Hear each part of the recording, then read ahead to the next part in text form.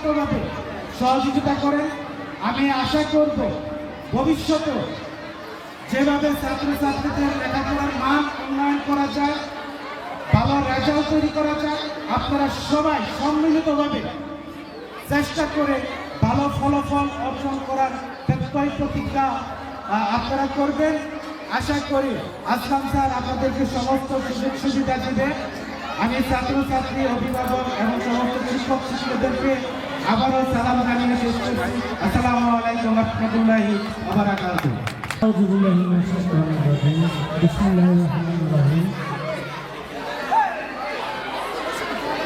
আচ্ছা,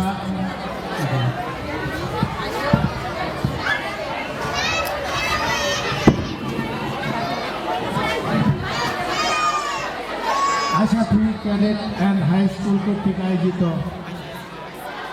আজকে পুরস্কার বিতরণী দোয়ান অনুষ্ঠানের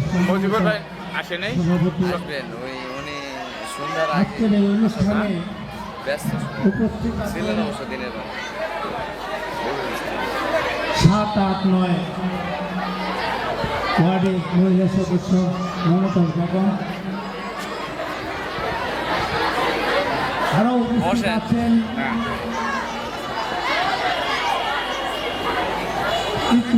ক্যাডেট অ্যান্ড হাই স্কুলের পরিচালক, আমার অত্যন্ত অন্তরের আমার স্নেহের ভাতিজা হুমায়ুন কবির, আরও উপস্থিত আছেন আশা স্কুলের পরিচালক আসলাম সাহেব, আরও উপস্থিত আছেন অত্র বিদ্যালয়ের শিক্ষক শিক্ষার্থী এবং ছাত্রছাত্রী ও সামনে উপস্থিত এই প্রতিষ্ঠানের অভিভাবকবৃন্দ এবং অত্র এলাকার গণ্যমান্য ব্যক্তিবর্গ সকলের প্রতি রইল আমার সালাম। আসসালামু আলাইকুম ওয়া রাহমাতুল্লাহি ওয়া বারাকাতুহু। আসলে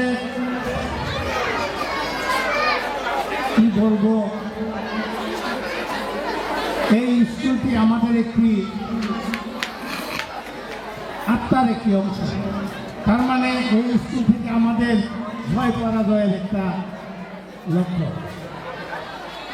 তবে যাই হোক, আমাকে এরা যতবারই ডেকেছে, আমি এই স্কুলটার কথা মনে হলে কিন্তু এই স্কুলে চলে আসি। আরেকটা ব্যাপার আছে, এই স্কুলটি আয়সা আমার গর্ভধারিণী মায়ের নাম, এর জন্য আমার আরও বেশি অন্তরের স্থানে জায়গা দেওয়া যায়। আর আমার ভোটার একটা কেন্দ্র, সেই হিসাবে আমি এই স্কুলের পরিচালক আসলাম সাহেব যখনই আমাকে ডাকে, আমি কিন্তু ওনার ডাকে সারা দিই এবং এই স্কুলের অনুষ্ঠানে উপস্থিত হওয়ার চেষ্টা করি। তো যাই হোক, আমাদের এই শিমুলিয়া ইউনিয়ন 8 নং ওয়ার্ডে যতগুলি স্কুল আছে, বেশিরভাগ স্কুলগুলি প্রতিযোগিতামূলক স্কুল। তার মানে তাকে ছুঁয়ে তাকে হারাবে এরকম একটা মনোভাব। তবে আমি একটা জিনিস লক্ষ্য করি যে যেই যত চেষ্টা করো না কেন, একটা জিনিস সবসময় মনে রাখতে হবে, উদ্দেশ্যটা ভালো থাকতে হবে। উদ্দেশ্য ভালো থাকলে সেখানে সফল নিশ্চিত। যেমন আমি একটি কথা বলি, সাপ এবং ব্যাঙ। সাপের 7 দিনের অনাহার, আর ব্যাঙ ওই অনাহারের মুখ দিয়ে হাঁটা চলা করতেছে, কিন্তু সাপের ইচ্ছা যে আমি এই ব্যাঙটাকে আমার ক্ষুধা নিবারণ করব। তো এখন সাপে যখন ব্যাঙটাকে ধরে ফেলছে, তখন ব্যাঙটা চিন্তা করে আমার আর শেষ নিঃশ্বাস ছাড়া আর রাস্তা নেই। আর সাপের তো ক্ষুধা। ওই রাস্তা দিয়ে আমাদের দিনের নবী হযরত মুহাম্মদ সাল্লাল্লাহু আলাইহি ওয়াসাল্লাম যাইতেছিলেন। তখন সাপ এবং ব্যাঙ দুজনই ওনার কাছে বিচার প্রার্থী হলেন। সাপে বিচার দিল, হুজুর আমি 7 দিনের অনাহার, আর ব্যাঙে ল্যাপটপে দেখতাম তার জান ভিক্ষা চাইল।